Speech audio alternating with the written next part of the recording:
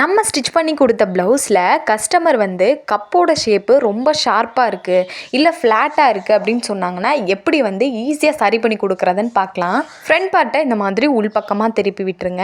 இப்போ இந்த மாதிரி உள்பக்கமாக திருப்பி விட்டதுக்கப்புறம் நம்ம பஸ்டோடைய டாட்டும் இருக்கும் இல்லையா, பஸ்டோடைய டாட்டும் ஆம்கோலோடைய டாட்டையும் இந்த மாதிரி பிடிச்சிக்கோங்க.